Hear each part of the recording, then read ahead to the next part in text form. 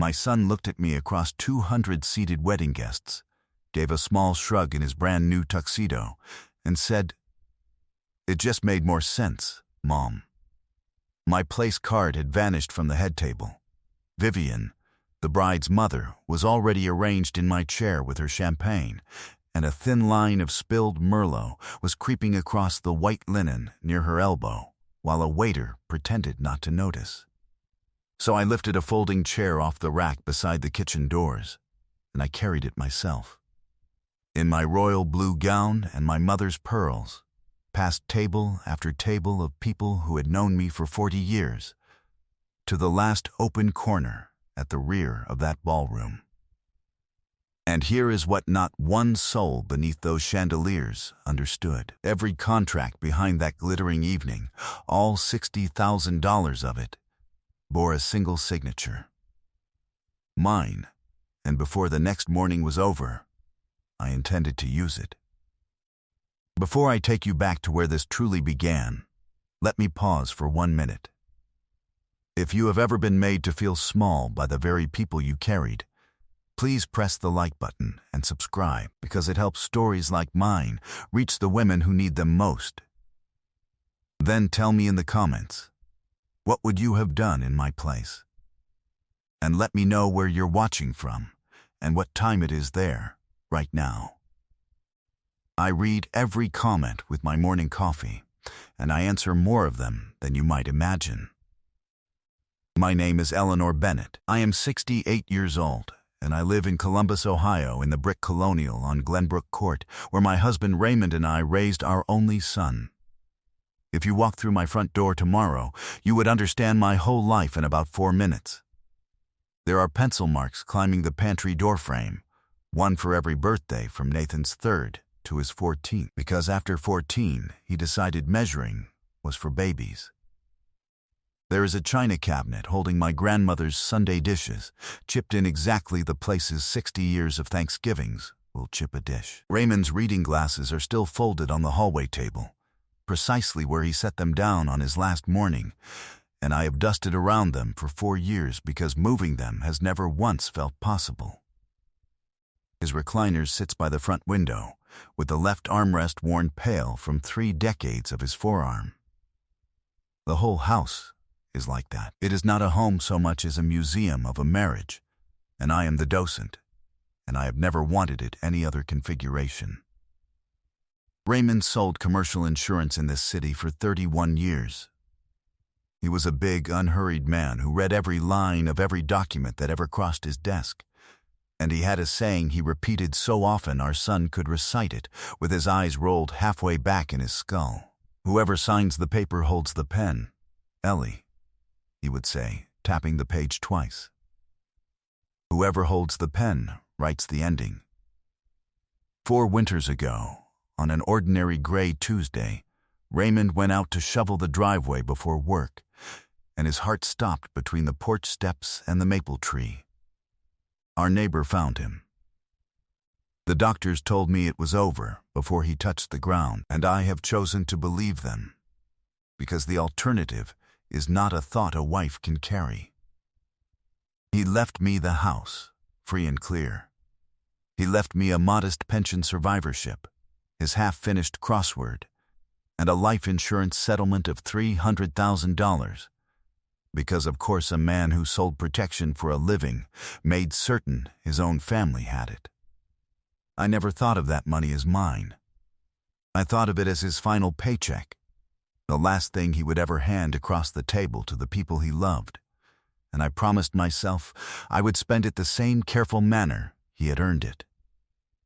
Which brings me to the pot roast, 2 autumns after we buried him. Nathan called on a Thursday and asked if he could bring Courtney to Sunday dinner. He had been seeing her for a little over a year by then, a pretty, polished girl who worked in marketing and always complimented my kitchen the moment she stepped into it, which I noticed both because it was kind and because it was practiced. That Sunday I made Raymond's favorite, the pot roast with the browned carrots. And when the plates were cleared, Nathan reached over and took Courtney's hand, and I saw the ring before he said one word about it. "Mom," he said, I asked her. She said yes. I came around that table so fast I nearly knocked over the gravy boat. I held both of them, and I cried, and I am not ashamed of a single tear, because if you could have seen how happy my boy looked, you would have cried too. Courtney kept saying, "We wanted you to be the first to know, Eleanor, the very first." And that night, after they left, I sat in Raymond's recliner with a cup of decaf, and I talked to the empty room the Manor widows do. I told him his son was getting married. I told him she seemed to genuinely love our boy.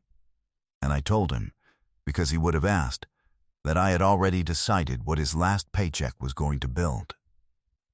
The ask itself came 3 weeks later, and my son had the decency to look uncomfortable making it.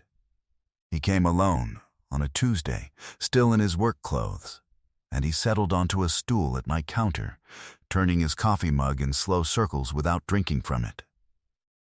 "So," he said, "we've started looking at venues." That was fast. Courtney's mother had a list ready before we finished announcing it. He tried to laugh. Vivian has a vision. Most mothers of brides do. "Honey, the vision costs about $60,000, Mom." I set down my dish towel. "I will speak plainly about that number, because you deserve plainness." It did not shock me the manner it might shock some of you. Raymond and I were careful people, but we had watched friends spend that much on weddings for 30 years. And I knew what the Ashfords were, or at least what they presented themselves to be. Country club membership. A big stone house up in Dublin. Gerald Ashford drove a car that cost more than Raymond's first 3 cars stacked together. "And what are Courtney's parents contributing?" I asked. Nathan turned the mug another half circle. "That's the thing. Gerald's had some business setbacks. Nothing anybody talks about at their house. Vivian wants the wedding her friends expect, but there's not going to be a check from that side, Mom," Courtney told me last night. She was crying about it. So Vivian has a $60,000 vision that Vivian cannot pay for. Pretty much. And you two have what? Your savings for the condo? Which we'd have to empty. And Courtney doesn't want to start our marriage broke.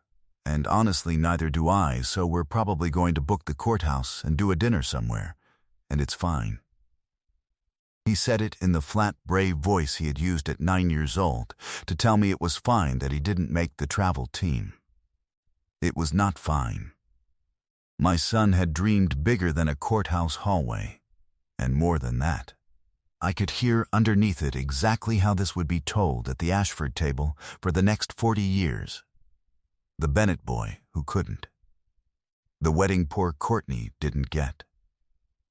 I stood there, with my hand flat on the counter, and I promise you, I felt Raymond in that kitchen the same as if he had pulled up a chair. "Your father left me money, Nathan. You know that." His head came up. "Mom, no. That's yours.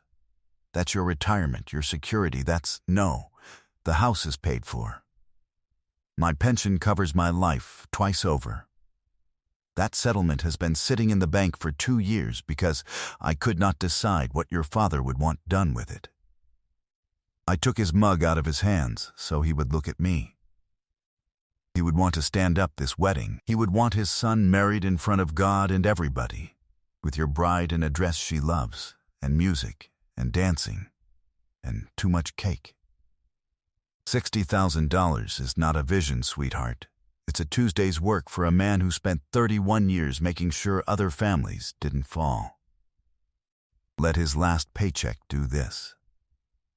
Nathan cried at my counter that night, this 32-year-old man in his loosened tie, and he hugged me hard enough to bend my glasses, and he said, "I'll pay you back someday, I swear." And I told him the truth, which was that a gift with a repayment schedule is just a loan wearing perfume. And this was a gift, every dollar of it. Remember that I said that, because it matters later. It was a gift, freely given, with love and open eyes.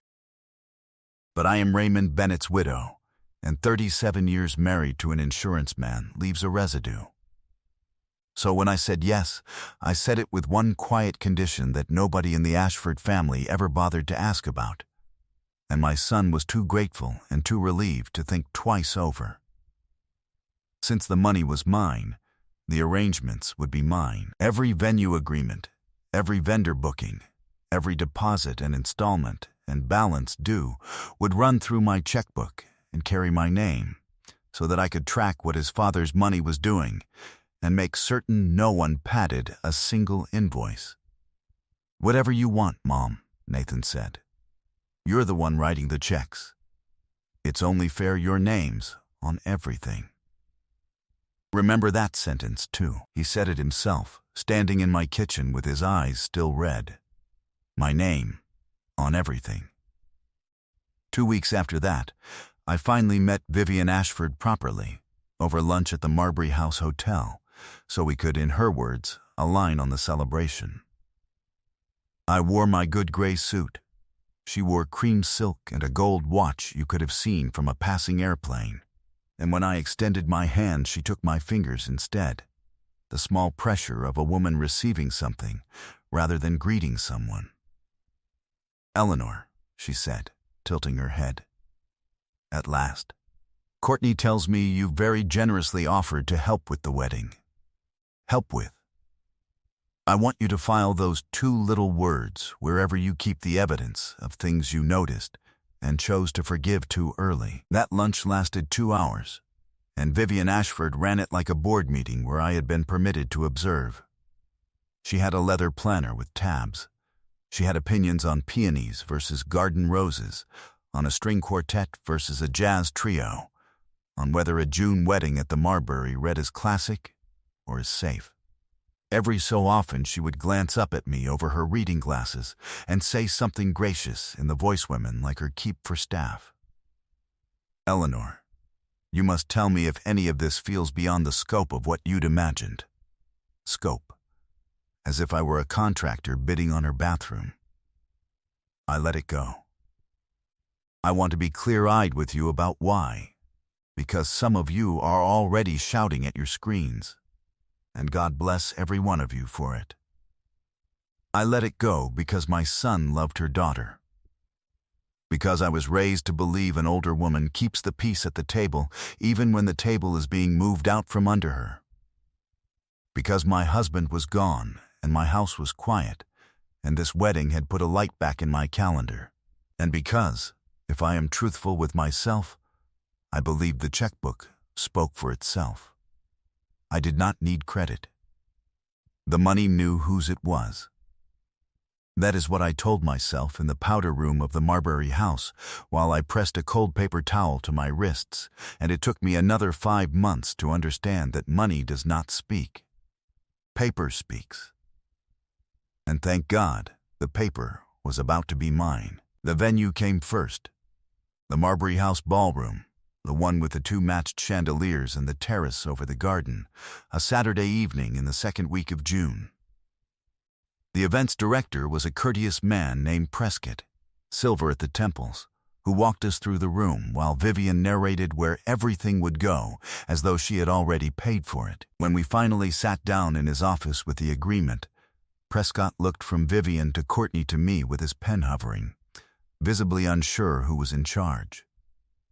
"The Marbury requires a single financially responsible party," he said. "One signer who holds the account, receives all invoices, and authorizes any changes. Who will that be?" "The families are handling it together," Vivian said smoothly. "That's lovely, but the contract can't be signed together, Mrs. Ashford. One name, one account." I opened my purse and took out my checkbook, and the little click of the clasp sounded enormous in that office. "Eleanor Bennett," I said. B-E-N-N-E-T-T. The invoices come to me. Vivian's smile stayed exactly where it was, but something behind it recalculated. "Of course," she said. "How The deposit that afternoon was $11,000. I signed the agreement, the catering rider, and the alcohol addendum, and Prescott walked me through the schedule himself. The balance comes in stages. Mrs. Bennett.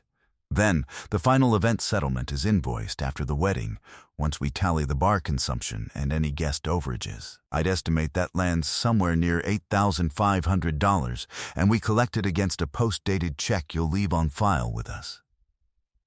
Every page that crossed that desk, I read entirely, top to bottom, while Vivian examined her cuticles and sighed at a volume she wanted heard. Raymond taught me that. Read every line, Ellie, especially the ones they slide past you. The videographer came next, a talented young man named Okafor, who had filmed the daughter of one of Vivian's friends.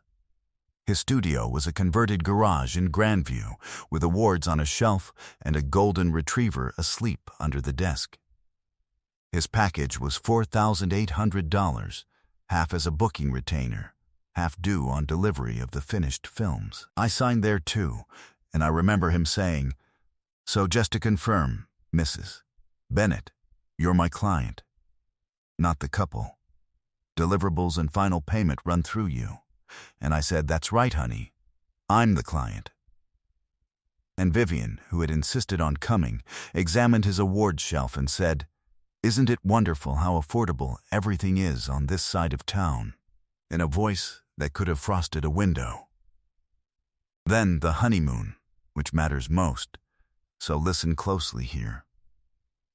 Nathan and Courtney had their hearts set on Kauai, 10 nights at a resort called the Halakumu Ocean View Suite.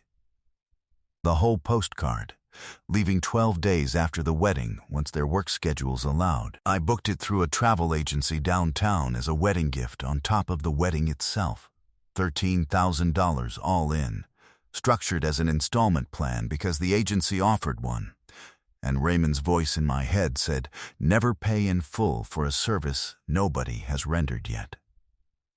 The final installment of $6,500 was scheduled to draw from my account 8 days after the wedding, 4 days before they flew. The agent, a cheerful woman named Priya, tapped her screen and said, "And the account holder and sole authorized party is Eleanor Bennett, correct? Any changes, cancellations, refunds, all through you." I said yes. Courtney squeezed my arm and said, "Eleanor, this is too much." And I patted her hand and told her nothing is too much for family. I meant it, too. That is the part that still catches in my chest. I meant every word.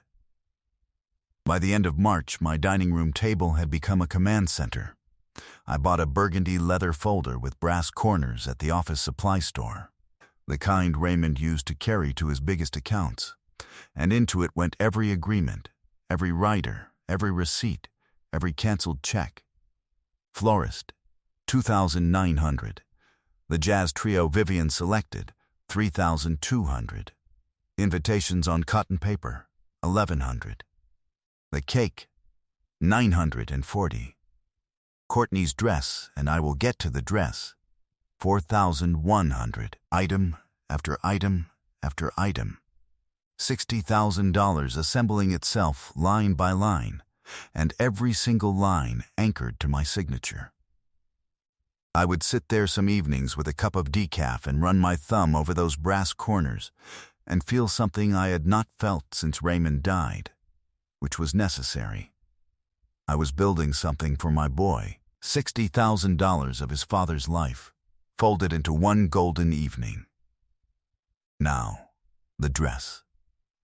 Because that was the first cut, and like most first cuts, it looked so small when it happened. I found out about the dress from a photograph.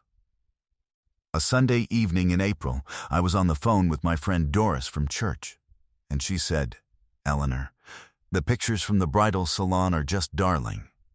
That ivory one with the low back, oh my word." And I said, "What pictures, Doris?" And there was the kind of pause on the line that tells you your friend has just realized she is holding something with an edge on it. Courtney had gone gown shopping the day before, Champagne, little sandwiches, 6 women laughing on a velvet settee, the whole appointment photographed by the salon and posted for the world. Vivian front and center. Vivian's sister, Vivian's college roommate, Courtney's 2 bridesmaids, and the seat beside the bride, the one they call the mother's chair, held Vivian's manicurist friend from the club, a woman Courtney had known for perhaps a year. I paid for the gown they chose that afternoon. The invoice reached my email before the photographs reached Doris. I called Nathan on Monday, and I held my voice as level as a kitchen counter. "Sweetheart, was there a reason I wasn't included Saturday?" "Included in what?" "The gown appointment. At the salon, I heard him cover the phone and say something, and then he was back. Too bright." "Mom, that was a Vivian thing. She just grabbed whoever. It wasn't planned." Honestly, Courtney felt terrible. "It was planned enough to have a photographer. Nathan, the salon does that for everybody. Look, don't make it a thing, okay? Vivian moves fast and doesn't think. Nobody meant anything. Don't make it a thing." I want every woman listening to me tonight to notice what that little sentence does. Because it is a magician's sentence. It takes the wound out of your hands and replaces it with the blame for mentioning the wound. I was 68, and I had just paid $4,100 for a gown I learned about from a church friend's phone. And somehow, in the space of one breath, the danger in the room was me making it a thing. "All right, honey," I said. "It's forgotten." It was not forgotten. It went into the same interior drawer where women my age keep 50 years of swallowed sentences. But I moved on, because the alternative was a fight that would have Courtney crying and Nathan caught in the middle, and Vivian somewhere in her stone house up in Dublin, sipping something dry and white. Winning. You need to see one good afternoon before I show you the rest, because it matters to everything that comes later, and because this story is not simple, and neither are these people.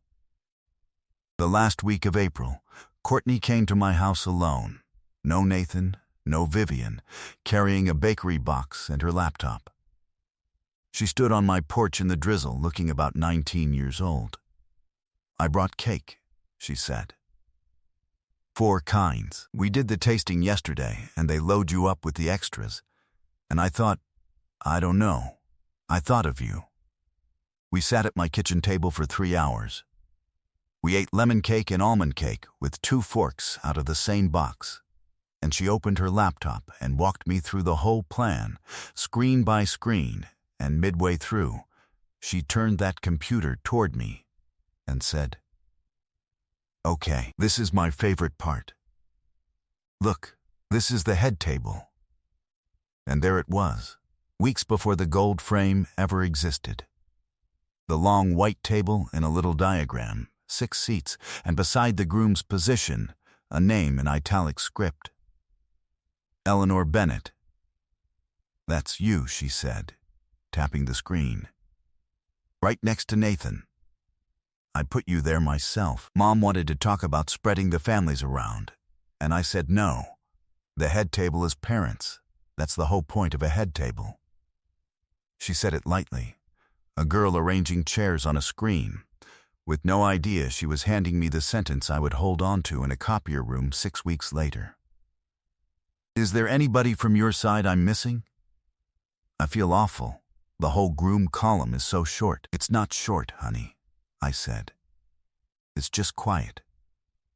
Bennett's come down to me now." She looked at me for a second, and then she asked the question no Ashford had asked me in a year of planning. "What was he like?" "Raymond. Nathan talks about him in facts. Insurance, the driveway, the heart. Facts aren't a person."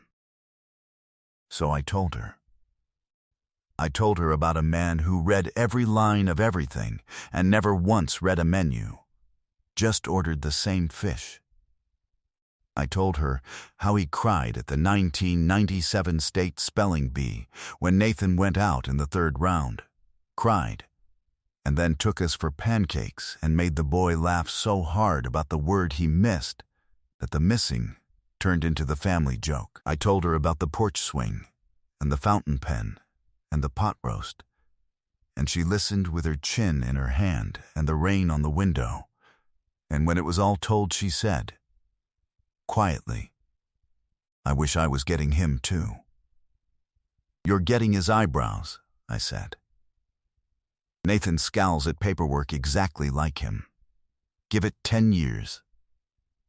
She laughed, and then she did something I want on the record before everything else happens. She reached across my kitchen table and squeezed my wrist and said, "Eleanor, I know where all of this is coming from. The wedding. I know it's not coming from my parents. You should know that I know. That's between the grown-ups, sweetheart. I'm a grown-up," she said. "That's my whole point. And someday, when it's the right moment, I'm going to say it out loud with everybody in the room. I keep telling Nathan we should just say it now, and he says it would start a war over nothing, that you don't care about credit, that you'd hate the fuss." She hesitated, reading my face, and for one heartbeat the whole year could have gone differently. "You don't care about the credit, right?" And I, trained show dog, career peacekeeper, 68 and terrified of costing my son 1 ounce of his shining new family, smiled at that dear girl over the lemon cake and said the biggest lie of my widowhood. "All I care about is you two happy." She left with the empty box and kissed my cheek at the door, and I stood in my own front hall and heard Raymond in my head, not gentle for once. "Ellie, she handed you the pen and you handed it back." "I know, Ray, I know. Mark it down as mine, that one. Whatever ledger this story ends up in, that April afternoon goes in my column, and I've never pretended otherwise." May brought the rehearsal dinner conversation, and the second cut. Tradition, as I was raised in it, says the groom's family hosts the rehearsal dinner. I had planned for it, set aside $2,200 for the private room at Antonelli's, the restaurant where Raymond and I had our 30th anniversary. I mentioned it on a Sunday when Nathan and Courtney were at my table, and Courtney's face did something complicated, and Nathan studied his green beans, and finally, Courtney said, "Eleanor, Mom already reserved the club for that night. The Riverside Room. She announced it at Easter. I thought you knew." I did not know. She said since your side was doing so much of the wedding, her side should host something, and honestly it's the one thing her and Daddy are paying for themselves. And it means a lot to her, and... She ran out of sentence and looked at me with genuine misery. And I felt for the girl, I truly did, because she was a decent young woman standing on a fault line between 2 continents, and she had not made this arrangement any more than I had. "Then we'll have a lovely evening at the club," I said. And Courtney exhaled, and Nathan reached over and squeezed my hand and mouthed, "Thank you," and I smiled at my son and drank my coffee. The Riverside Room, I later learned, cost the Ashfords $1,900, and I'd ask you to keep that figure beside the other figures I have given you tonight, the $11,000, the $4,800, the $13,000, the $60,000 entire. $1,900. It was the only money the Ashford family spent on that entire wedding, and you would think, from what came after, that they had underwritten the moon. The rehearsal dinner was the Friday evening before the wedding, in the Riverside Room at the club, with its wall of glass over the Scioto and its waiters in white jackets. I wore the lavender dress Raymond always liked, and I came bearing a gift for the couple, a small album I had made of Nathan's grandparents' wedding, his father's parents and mine, 4 young faces from another century, because I believed a marriage should know what it descends from. I never got to give it that night. Hold on to that album. It comes back into this story at the exact moment it matters.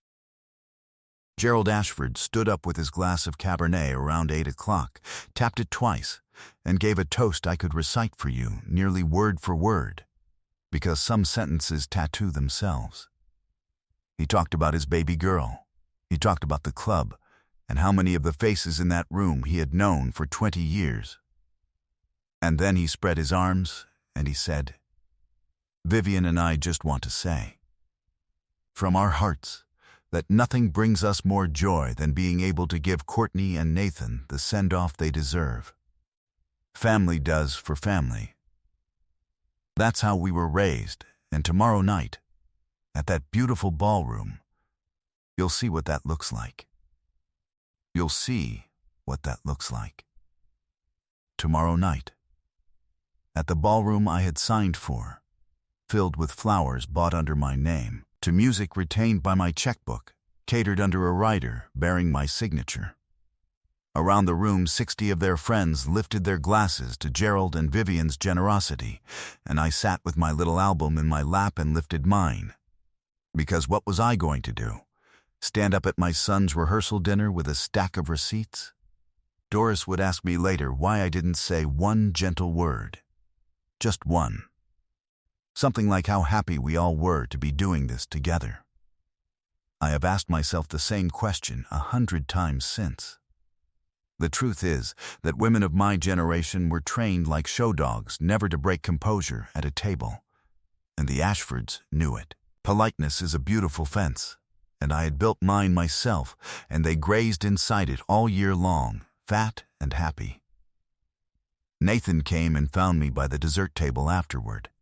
My son is not a stupid man, and he is not a cruel one, and that is what made the whole year so hard to hold. He put his arm around my shoulders and he spoke quietly into my hair. "I know, Mom. I know. Gerald gets carried away in front of the club guys. Everybody who matters knows what you did. Do they?" I asked. "Who, exactly, is everybody, sweetheart?" "Name 2. He didn't answer that. He kissed my temple and said, "Tomorrow's going to be perfect," and went back to his bride, and I stood there holding a plate of tiramisu I never tasted. On my drive home that night, at a red light on Broad Street, I said out loud to the empty passenger seat, "Ray, am I being foolish?" And I swear to you, clear as a church bell, I heard his answer in that patient voice of his. "Not foolish, Ellie, just early. Paper doesn't argue at parties. Paper waits." I want to tell you about one more small thing from that night, because when I found it, it rearranged something in me.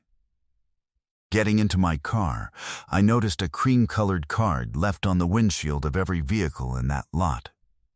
A preview of the next evening printed on heavy stock. A schedule of the festivities.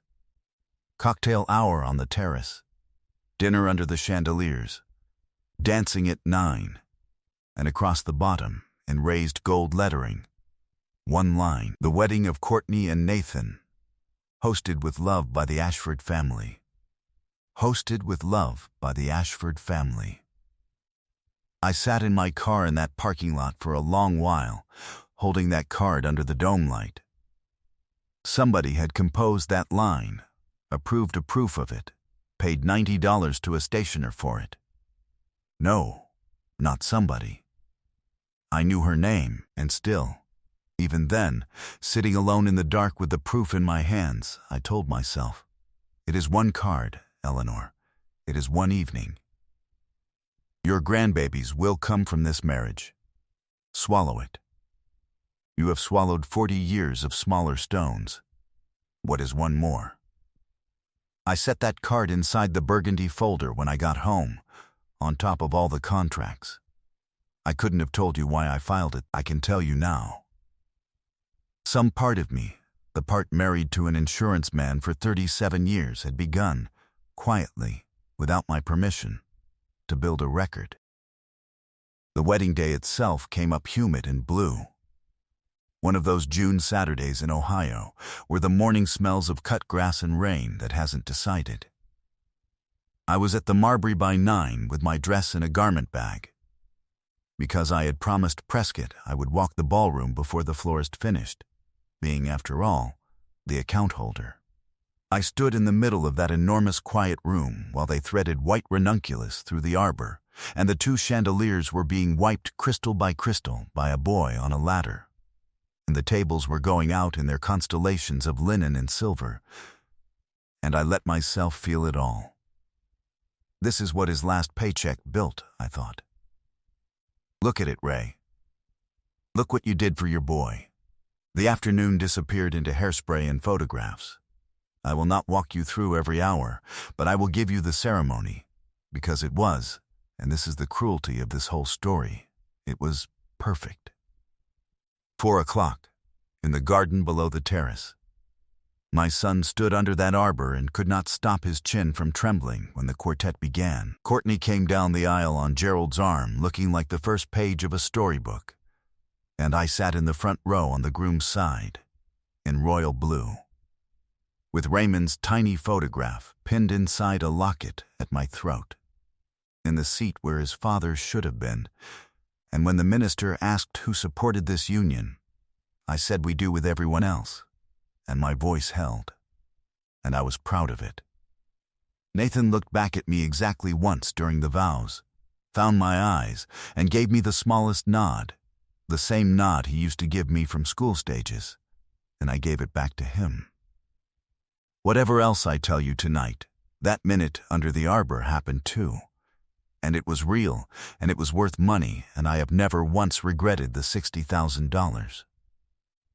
Hold that alongside everything that follows. Both things are true, and the second one does not excuse what they did with the first. The trouble began at 6:40, at the doors of the ballroom, with a small easel and a seating chart in a gold frame. I had seen the seating chart 3 weeks earlier, because Courtney, sweet Courtney, had emailed it to me to double-check the family names, and I knew that chart in my bones. Head table, long and white, facing the room. Bride and groom at center. Courtney's grandmother. Gerald and Vivian to the bride's side. And to the groom's side, one seat. The mother's seat, with my name beside it in italic script. Eleanor Bennett. I had photographed that email and shown it to Doris at Bible study like a girl showing off a prom date, and you can laugh at me for that. An old woman thrilled over a chair, but understand what that chair was. Raymond was gone. Our parents were gone. On the groom's side of that long white table, our whole family, every Bennett who built that boy, came down to one single chair. And it was mine. Except the chart in the gold frame at 6:40 said something different. I stood in front of that easel with a glass of lemonade in my hand while guests flowed around me toward the terrace, and I read the head table listing 4 times. Because my first 3 thoughts were that I was misreading. Bride, groom, grandmother Ashford. Gerald, Vivian, and in the 6th seat, in the same pretty italics, Yvonne Ashford, Gerald's sister, up from Charlotte. My name had moved. It took me a full minute of searching to even find where it had moved to. Table 14. I want you to hear that again. Table 14, of 15 tables, in the corner nearest the kitchen doors, with Courtney's college roommates and a cluster of junior colleagues from Nathan's office and 2 empty seats belonging to cousins who never showed. The mother of the groom. Table 14, by the kitchen. I found the wedding coordinator first, a kind, harried young woman with a headset and a clipboard, because I genuinely assumed, that a printer had made an error. "Excuse me, darling," I said. "The head table listing. There's been a mix-up. I'm Eleanor Bennett, the groom's mother." She looked at her clipboard, and then up at me, and her face did the thing faces do when the news is bad and the messenger is 26 years old. "Mrs. Bennett, I'm so sorry. The family updated the head table Wednesday. I have the change order right here." I assumed you'd been told. The family, I said. Which member of the family exactly? She turned the clipboard toward me, apology written all over her posture. A revision form? The venue's standard change order, the kind I had signed twice before for the linen upgrade and the extra bar station. Requested change. Rearrange head table seating per attached. Requested by Vivian Ashford. And at the bottom, on the line marked Authorized Signer, a scrawl that was not mine, had never been mine. A hurried loop that somebody had let through because it was wedding week and nobody reads the file. "Thank you, sweetheart," I said, and my voice came out with a calm that surprised even me. "May I have a copy of that page?" She hesitated maybe half a second, then pulled the sheet, walked me to the little office off the lobby, and ran the copier herself. God bless that girl. She had no idea, none, what she handed me along with that warm sheet of paper. Neither did I, entirely, not yet. But the widow of Raymond Bennett folded that copy into her evening bag, the same reflexive manner other women check their lipstick. And if you ask me when the ending of this story truly began, it was there, in a copier hum, before a single vow of retaliation had formed in my mind. Then I went to find my son. It was 7 o'clock now. Guests pouring off the terrace into the ballroom, the quartet finishing, the jazz trio setting up. And I caught Nathan by the sleeve near the cake table. And I kept my voice low and pleasant, wedding photograph pleasant. "Nathan, the head table. Yvonne is in my seat, honey. Yvonne from Charlotte, who last saw you at your high school graduation. And my son, my heart, the boy whose fevers I sat through and whose college I helped pay, and whose wedding stood entirely on his father's last paycheck, glanced over my shoulder toward the head table. And something tired and cornered crossed his face, and he shrugged. He shrugged in his brand new tuxedo, and he said the sentence you heard at the start, the sentence I will hear in quiet rooms for the rest of my life. It just made more sense, Mom. More sense. Vivian felt, we felt, the head table should be balanced. The Ashfords have grandmother June flying in, and Aunt Yvonne, and with Dad gone, you'd have been sort of a, an odd seat. You'll be more comfortable with people at 14 anyway. It's not about anything, Mom. Please, let's not do this tonight. 3 times in 1 year, my family had handed me some version of that sentence. And this time, it had a new companion, and the companion was worse. With Dad gone, you'd have been an odd seat. My husband's death, the very grief that had paid for the ranunculus and the chandeliers and the tuxedo my son shrugged in, had been converted into a seating inconvenience. An odd number, a chair that spoiled the symmetry. I looked at Nathan for a long moment, and I am certain he has no memory of what I said next. But I remember, because a person remembers the exact sentence they were saying when something inside them quietly closes a door and turns a key. I said, "Enjoy every minute of tonight, sweetheart. It only happens once." And I meant both halves of that. Here's where you came in, at the start.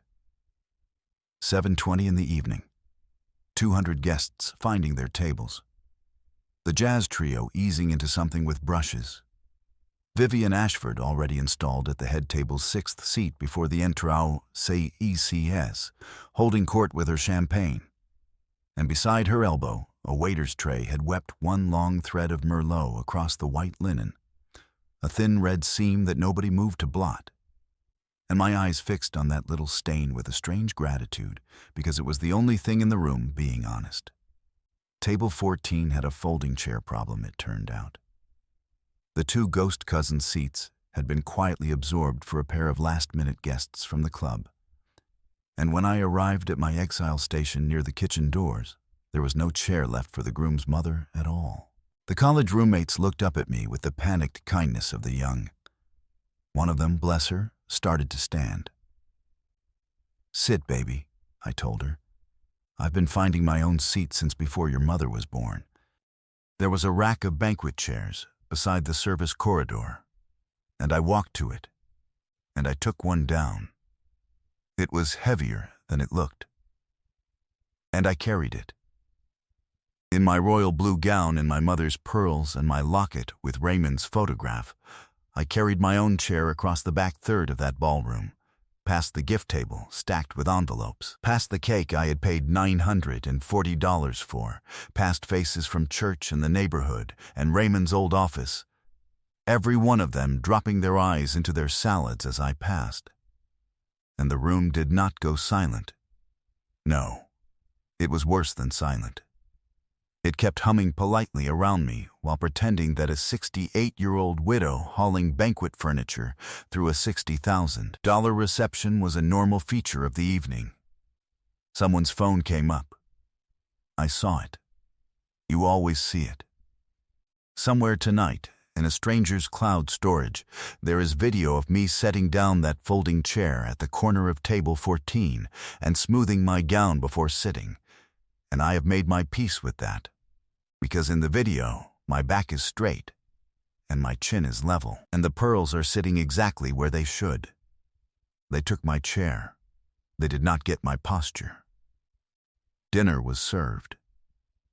I could not tell you what it tasted of, though I had approved the menu myself in February. The short ribs and the lemon chicken, $89 a plate.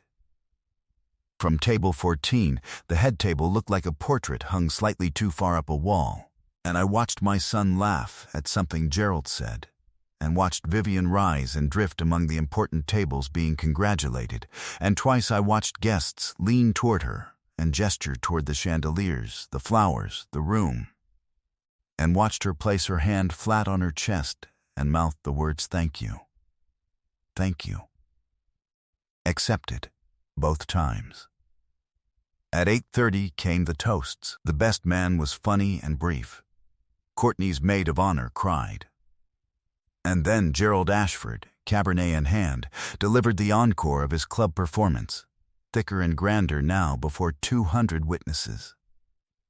He thanked the guests for coming from 11 states. He thanked his baby girl for making him the proudest father in Ohio. And then he wound up for his big finish, and I watched it come toward me in slow motion. The same gilded sentence from the cream-colored card, and there was nothing in my hands to stop it with. Vivian and I have one philosophy, Gerald announced to my chandeliers, in front of my flowers, above my catering. Family does for family. You don't talk about it. You just do it. So, from our family to all of you, welcome, and let's give these kids a night nobody forgets. And 200 people applauded the Ashford generosity, while the groom's mother sat on a banquet folding chair by the kitchen doors. And the doors swung open behind me with a gust of dish steam, and the Merlot stain by Vivian's elbow had gone the color of a scab, and I looked down and realized I was applauding too. Trained like a show dog. My palms were stinging before my mind caught up to what they were clapping for. I stayed through the first dance. I want that on the record, because the story got told sideways later. The story always gets told sideways, and in the sideways telling I stormed out of my own son's wedding. I did not storm anywhere. I watched Nathan take Courtney onto the floor under the chandeliers, and they were beautiful, and the trio played the old song about being unforgettable, and when the floor opened to everyone, I waited to see if my son would cross the room for the mother-son dance we had talked about in April. The one to his father's favorite standard, the one I had quietly asked the trio's bandleader to keep ready. The bandleader kept it ready. I saw him glance toward me twice, questioning, holding the sheet. Nathan danced with Courtney, and then with Vivian, laughing while Gerald spun Grandmother June, and the song about being unforgettable gave over to something with a heavier beat, and the bandleader met my eyes across the room and gave me a tiny helpless shake of the head, and I nodded back to him that it was all right. It was not all right. But it was not his to fix. At 9:15, I collected my evening bag with a folded copy of the change order inside it, and I went to the head table to say a proper good night, because my mother did not raise a woman who leaves without goodbyes. Courtney hugged me hard and whispered, "Thank you for everything, Eleanor, truly." And I believe to this day she did not fully know, not then, what everything contained. Nathan kissed my cheek, distracted, one hand still holding his drink. "You're heading out already?" "It's early, Mom. It's late for me, sweetheart. It was a beautiful wedding. You okay? You need somebody to walk you to the car?" "I have been walking to cars since Eisenhower. Honey, dance with your wife." "We'll come by when we're back from Kauai," he said. "First thing. I promise." "Hey, and Mom, tonight was, all of it, I mean it turned out perfect, right?" He needed me to say yes. Under the chandeliers I had paid to relight, holding his drink with his tie loosened exactly like his father's used to be, my son needed his mother to bless the evening. And I looked into that hopeful face, and I did what mothers do at weddings. "It was perfect, baby. Go on now." And Vivian set down her champagne, took both my hands in that receiving grip of hers, tilted her head so the chandeliers caught her earrings, and delivered the last sentence anyone in that family would speak to me for 11 days. She smiled with every tooth and she said, "Eleanor, dear, thank you so much for coming.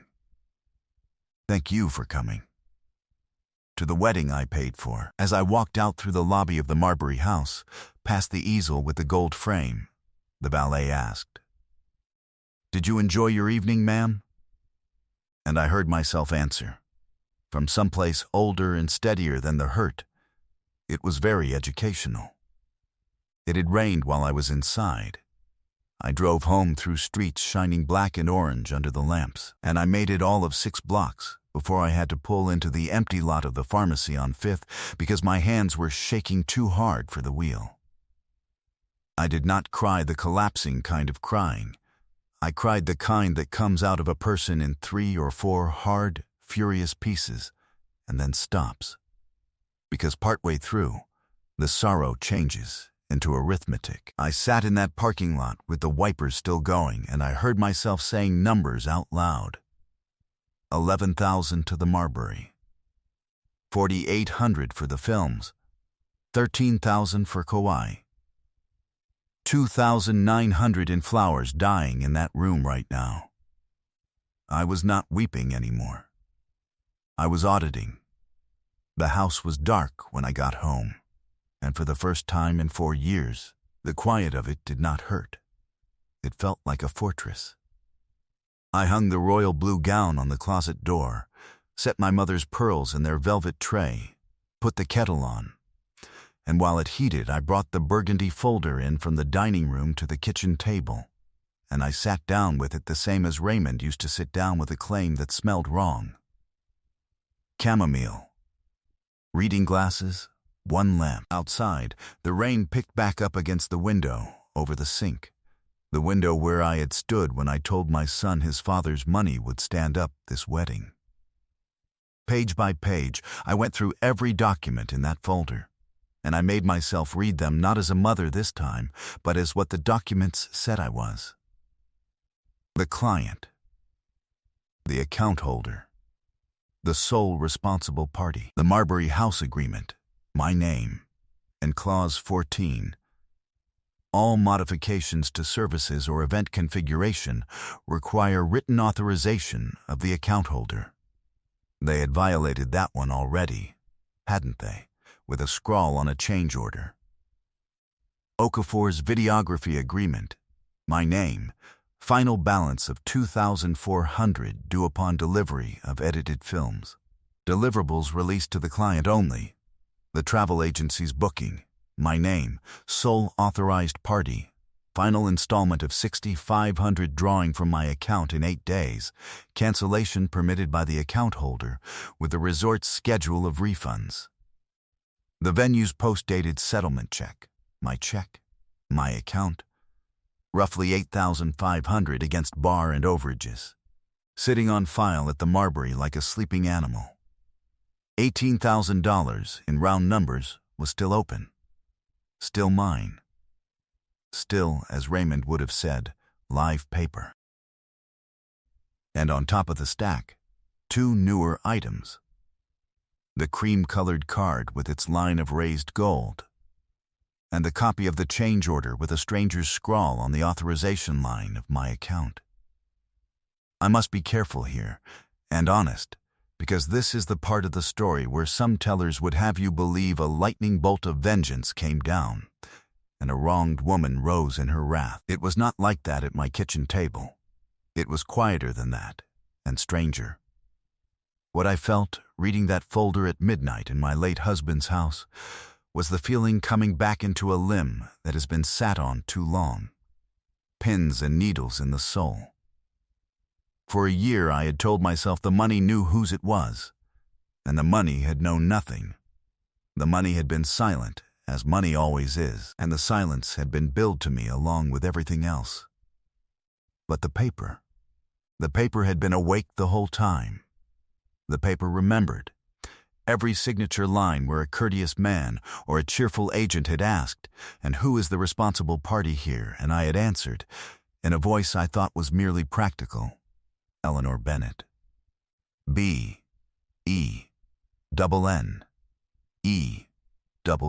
I did not decide anything that night.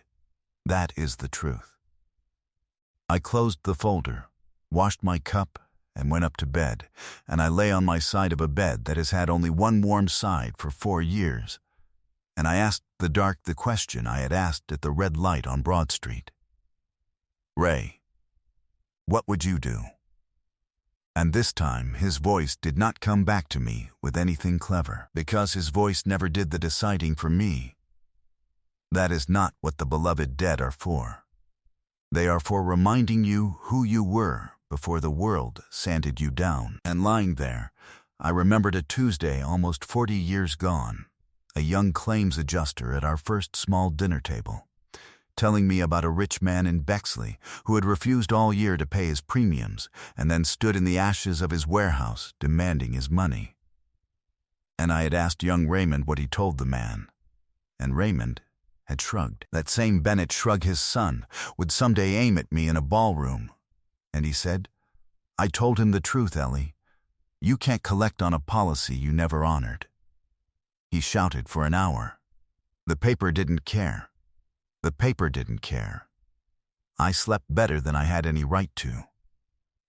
Sunday morning I went to church, because I am 68 years old, and it was Sunday, and there are 2 places I do not miss: the 8 o'clock service and my hair appointment.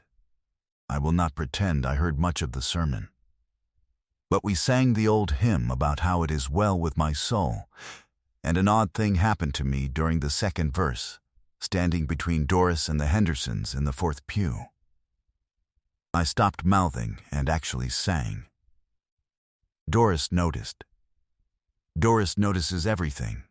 It is her spiritual gift. In the fellowship hall afterward, she steered me to the corner by the coffee urn with a grip on my elbow that meant business. "All right," she said. "You had your hair done Thursday, your boy got married last night, and you walked in here this morning with a face like the Book of Judges. Talk." So I talked. I gave it to her the shortest I could: the chart, the folding chair, the toast. "Thank you for coming," and Doris, who buried her own husband 9 years ago and raised 4 children on a school secretary's salary, listened with her coffee going cold. And when I finished, she was quiet for a moment. And then she said the thing that turned the key the rest of a 1/4 inch. "Eleanor, when my Curtis passed, you sat with me every Thursday for a year. You know what you told me the week I couldn't get off the bathroom floor? You said, 'Grief will take everything you let it take, so you must decide what it cannot have.' You said those words to me." She set down her cup. "So I am asking you the same. What is not on the table?"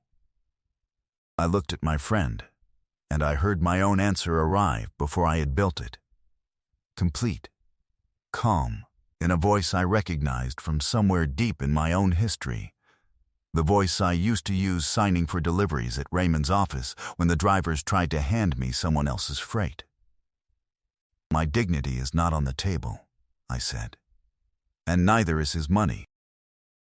I drove home from church, and I left my good dress on. I sat down at the kitchen table with a folder, a legal pad, and Raymond's old fountain pen, and I made a list in my church clothes. And if you have followed my story this far, you have earned the reading of that list exactly as I wrote it. 1. Stop payment. Marbury House settlement check. First thing Monday. In person, at the branch. 2. Written notice to the travel agency canceling the final installment and the Kauai package, per the account holder's rights, before the draw date. 3. Written notice to Mr. Okafor, per Clause 9, suspending delivery of all films until further instruction from the client. 4. Call Regina Boone, Monday, 9 o'clock. And then, at the bottom, after the numbers, I wrote one more line, not an action, but a rule. Because I knew myself. And I knew the tide of guilt would come in by Tuesday, and I wanted the rule standing there in ink where I could see it when the water rose. No shouting, no speeches, no phone calls made in anger. Let the paper talk.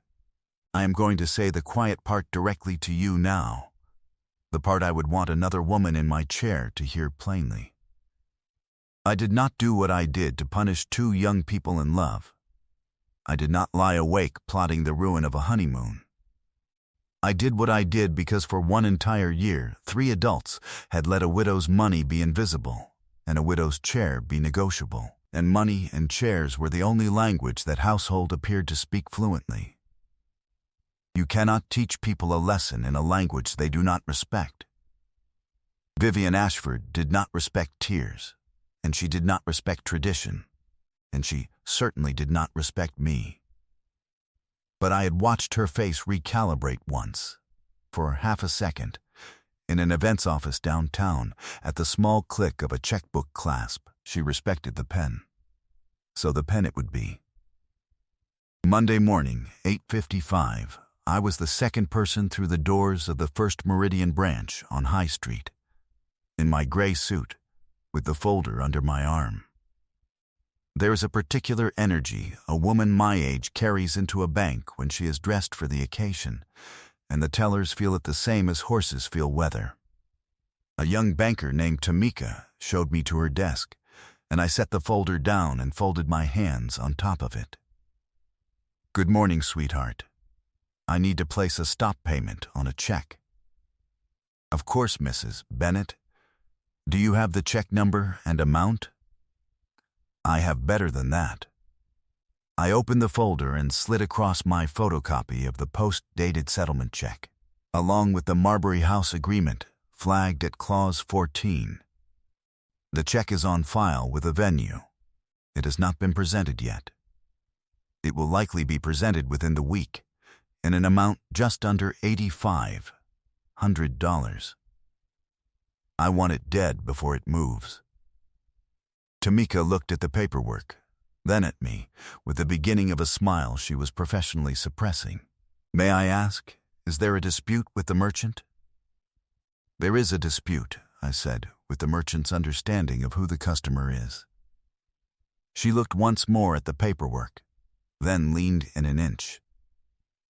"May I say something unprofessional, Mrs. Bennett?" "Please. My grandmother would have been down here Sunday night, banging on that glass." "Your grandmother sounds like my kind of woman," I said. "Now let's kill that check." We did the forms. It took 11 minutes, and it cost $35, and when she asked if there was anything else, I said yes. And we went through my account authorizations one line at a time, and I changed my online banking password to something no member of my family could ever guess, and I asked her to flag the account so that no telephone instruction could move $1 of mine without my voice and my passphrase. Raymond used to say most fraud is just familiarity wearing a badge. Tamika printed my confirmations, and I put them in the folder, and I was back on the sidewalk by 9:40 with the sun coming over the buildings. And I will tell you exactly what it felt like, because I have never forgotten the sensation. It felt like the first fence post going in. The travel agency was next, in person, because cancellations have a habit of getting soft over the phone. Priya's office smelled of oranges, and her face when she saw me was pure delight, and I hated a little what I had come to do to her morning. Mrs. Bennett. How was the wedding? The couple must be so excited. Kauai in 11 days. The wedding was very educational, I said, and I sat down and folded my hands. Priya, I am the account holder on the Halakumu booking. I need to cancel the package and stop the final installment before Thursday's draw. Her smile held on for 2 more seconds, hoping I was joking, and then it folded up neatly and she became the professional she is. She turned to her screen. She read me the schedule of the refunds, and it was what I expected.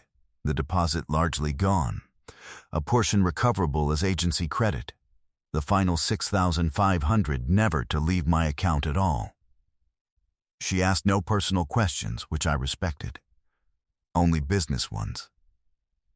And at the end, with her hands finally still, she asked the one question that had a needle hidden in it. And should the travelers contact us, Mrs. Bennett, what would you like us to tell them? The truth, I said. Tell them the account holder canceled the booking. They are welcome to rebook it. On their own account. The letter to Mr. Okafor I wrote at home that afternoon, on my good stationery, citing his Clause 9, instructing that all raw footage and edited films be held pending further instruction from the client, and thanking him for his beautiful work, because his work was beautiful, and none of this was his doing. I enclosed a check for $100 for his trouble. You may think that soft of me. I think a general who cannot tell the difference between the enemy and the caterers deserves the war she gets. And then, Tuesday at 9, I sat in the paneled office of Regina Boone, attorney at law. The same office where Raymond's will had been read, with the same photographs of her grandchildren on the credenza. 3 more of them now. Regina is my age, sharper than tax season, and she had handled Bennett family paper for 20 years. She listened to the whole story without touching her pen, which is her tell for when she is truly listening. And when I finished, she reached over, took the burgundy folder, and read in silence for most of 20 minutes, while I drank her assistant's good coffee. At last she looked up over her glasses. Eleanor, I want to make sure you understand what you're holding here, because most people in your chair don't. You are not the mother of the groom, legally speaking. You are the purchaser of record for the entire event and the account holder on every open obligation. The venue's remedy for a stopped settlement check is against you, and your defense is their own unauthorized change order, which, between us, they will not want read aloud anywhere. The films belong to you until you release them. The honeymoon was your gift to give, and it was never given, it was scheduled. A scheduled gift is not property. Nobody, and I mean this in the fullest professional sense, nobody in that wedding party has standing to demand $1 from you. I don't want dollars, Regina. I have dollars. I know what you want. She took off her glasses. You want the record corrected. So let's correct the record. And we drafted the letter together that morning. The letter that this whole story turns on, and because I know you have been waiting for it, I will read you the heart of it now. The 3 paragraphs exactly as they went out over Regina's signature to my son and his wife, with copies to Gerald and Vivian Ashford. to Mr. and Mrs. Nathan Bennett.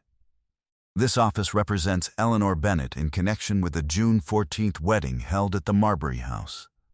Please be advised of the following matters of record. Every agreement associated with that event, including the venue and catering agreements, the videography agreement, and the honeymoon travel booking, was executed solely by Eleanor Bennett as the single financially responsible party, was funded entirely from her personal accounts, and remains at all times within her exclusive authority. No other person holds, or has ever held, any right of direction, modification, or claim over those agreements or the funds behind them. Please be further advised that on the Wednesday preceding the event, a change order altering the head table configuration was submitted to the venue and authorized by a party other than the account holder. Without her knowledge or consent, Mrs. Bennett has elected not to pursue that matter at this time. She reserves every right regarding it. Accordingly, Mrs. Bennett has exercised her rights as account holder as follows. The venue settlement balance is subject to a stop payment pending resolution of the unauthorized change order. Delivery of all wedding films is suspended at the client's instruction. The travel booking under her account has been canceled. Mrs. Bennett wishes the couple a long and happy marriage and invites any questions to be directed to this office, where the underlying documents are available for review by any party who wishes to read what they say. Regina read the draft back to me twice, and at the end of the second reading she looked at me over the top of the page. Last chance for adjustments. Do you want anything softened? One thing added, I said, at the bottom after the signature block. Tell me. Mrs. Bennett notes that the documents have said the same thing since February. Regina laughed out loud. One short bark she immediately regretted professionally. And she added the line, and the letters went out by certified mail that afternoon, and by messenger to Nathan's condo. Because certified mail takes days and I refuse to have my son learn any of this from a resort's front desk if I could help it. That mattered to me. Whatever you think of what I did, and I know some of you are cheering and some of you have your hand over your mouth, I never once wanted ambush for ambush's sake. Ambush was their instrument. Mine was daylight. The letter said plainly what was so, and what had been done, and where to call. There was no trap in it anywhere. There was only, after a year of smiling silence, the truth with a stamp on it.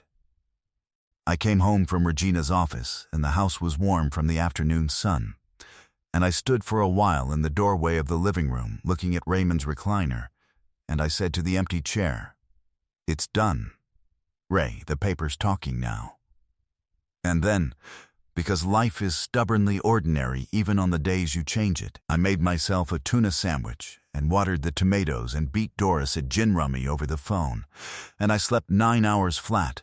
And I tell you that because people imagine a woman in my position pacing the halls in torment. I had spent 11 months pacing. The pacing was finished. Somewhere across town, 3 envelopes were traveling toward 3 households, and inside them, folded in businesslike thirds, was the ending my husband always promised the pen would write. They opened those envelopes Wednesday, and the telephone calls began Wednesday night. Nathan called at 9:40 on Wednesday evening. I was in my chair with my tea, and I let it ring twice, and I answered the same as I have answered my telephone for 50 years. Bennett residence. Mom. His voice was doing the thing it did at 17, fury stretched thin over fear. Mom, what is this? We got a letter from a lawyer. From your lawyer. Courtney's been crying for an hour. What did you do? Did you read the letter, sweetheart? Of course I read the letter. Then you know exactly what I did, because it's listed. Regina writes a very clear paragraph. You canceled our honeymoon? You. What? You froze the wedding video? You bounced the venue's check? Are you? Mom, have you lost your mind? Is this about the seating chart? Is this seriously about a chair? I took a breath, and I looked at the rule at the bottom of my legal pad, which I had propped against the lamp where I could see it. No shouting, no speeches. And I kept my voice at the register I use for reading recipes. No, honey, it is not about a chair. It is about the change order somebody forged on my account to move the chair. It's about a year of my name being on every contract and the Ashford name being on every toast. You told me at my kitchen counter, your words, Nathan, it's only fair your name's on everything. Well, it is. That's insane. Nobody forged anything. Vivian she asked the coordinator. It was a seating tweak, normal wedding stuff. On whose account? Silence, Mom, please. Whatever point you're making, you've made it, okay? Call the bank tomorrow, put everything back, and when we're home from Kauai, we'll sit down, just the two of us, and really talk. About the seat. About all of it. I promise you. When you're home from Kauai, I said. There it is again, sweetheart, after the wedding, after the honeymoon, after brunch season at the club. Your mother has lived in a country called afterward for a full year, and I am telling you tonight, I have moved. What is that supposed to even mean? Nathan, the Marbury has one account for that entire wedding, one, and it is mine. Someone signed an authorization on my account. If a stranger did that at my bank, we would call it by its name. I have chosen not to call it by its name. That is the only mercy anyone in this has shown me all year, and I would think on that before you use the word insane again to your mother. I could hear him breathing, and behind his breathing, I could hear Courtney's voice, small and wet, asking what she's saying, and behind Courtney, faint but unmistakable, coming nearer to the phone like weather, the voice of Vivian Ashford. Nathan tried once more, softer. And this was worse than the shouting, because now it was the voice of my boy at 9, the travel team voice. Mom, please, we fly in 9 days. Everything's paid for. Why would you do this to us? Nothing is paid for, sweetheart, I said. And I was gentle, and I was granite, and a person can be both. That is the whole discovery of my 69th year on this earth. That's the misunderstanding at the bottom of this entire family. Things were being paid for, every week, quietly, by a woman none of you could find a chair for. The paying has paused. The letter says where the documents are. Go read them. Then, when you're ready to talk to me about what the record actually shows, come to Sunday dinner. I'll make the pot roast. Mom, good night, Nathan. I love you more than my life.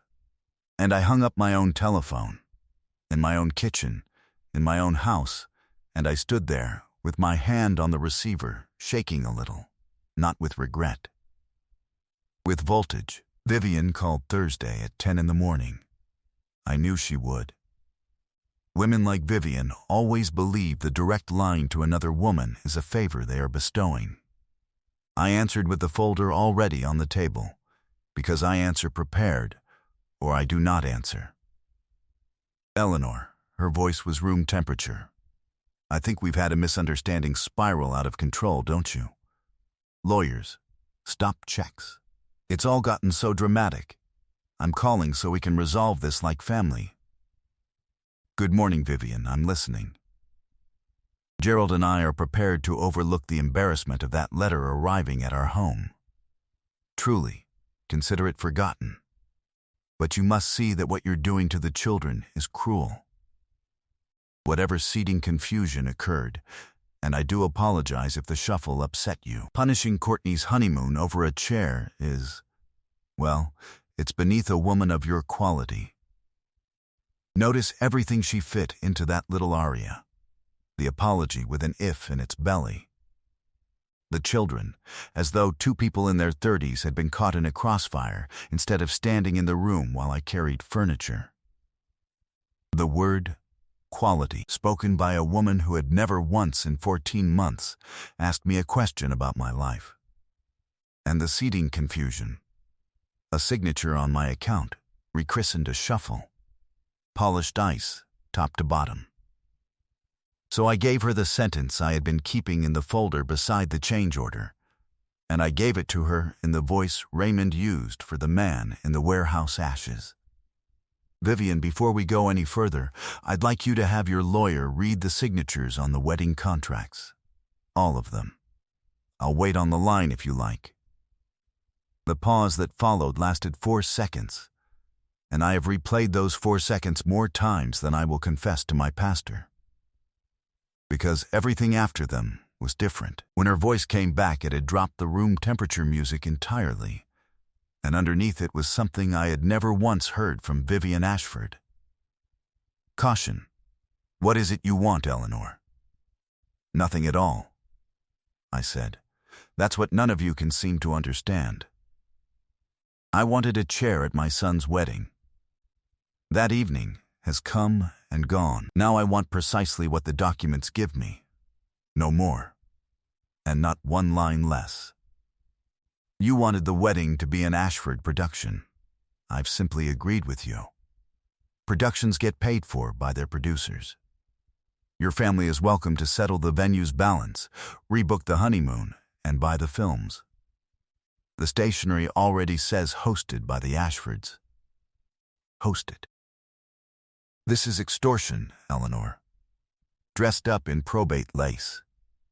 No, Vivian, extortion takes something that was never yours. I have simply stopped delivering what was never yours. There's a difference, and your lawyer can explain it on the same visit. You would really let Courtney lose Kauai over your pride. My pride? I let that sit a beat. Vivian, my pride carried a folding chair past 200 of your friends and kept its chin level. My pride is in excellent health. And Courtney is not losing Kauai. Kauai is for sale to anyone who wishes to pay for it. That has always been how Kauai works. She hung up on me. Elegantly, no slam, just a soft click, which from Vivian Ashford is a scream. And I looked across the kitchen at Raymond's empty seat, and I said, 4 seconds, Ray, I counted. I had held the pen for 11 days. That was the morning the whole household finally learned it. Friday evening, 2 days after the letters landed, my doorbell rang at 7, and it was Courtney. Alone, in jeans, no makeup, holding nothing, which for that girl is a state of undress. I opened the door, and we stood looking at each other. And I said, "Have you eaten?" Because in my house that is both a greeting and a policy. And she shook her head, and I made her a plate of leftover chicken and sat her at the same corner of the kitchen table where she once turned a laptop toward me, and I waited. "Nathan doesn't know I'm here," she said finally. "All right. I'm not here to lawyer you. I promised myself in the car. I'm not going to cry about Kauai, and I'm not going to perform anything." She pushed the chicken around. "I came to ask you one question, and I need the real answer, because I'm getting managed from every direction in my life right now, and I can't breathe." The letter said a change order, signed on your account. The week of the wedding, she made herself look up. Was it her handwriting, Eleanor? You have the copy. I know you have the copy. I looked at that girl for a long breath. Then I got up and walked to the dining room, and I brought back the burgundy folder, and I did not hand her the change order. I set the whole folder down in front of her, brass corners and all, and I said, "You're a grown-up. Your words. Read whatever you want." She read for 40 minutes. I washed dishes I had already washed, because a woman deserves privacy while her family rearranges itself in her hands. Somewhere in the middle I heard the particular stillness of a person who has found the page. When I finally sat back down across from her, the change order was lying on top, and Courtney's face had aged and cleared at the same time, and her finger was resting on the authorization line. "I used to forge this exact signature on permission slips," she said. "8th grade. She writes the V like a checkmark when she's in a hurry. She let out something that wanted to be a laugh. You could have shown this to the coordinator that night. You could have had my mother walked out of the reception by hotel security. 6:40 on my wedding day, you were holding this, and you sat down at table 14 and you clapped for Daddy's toast."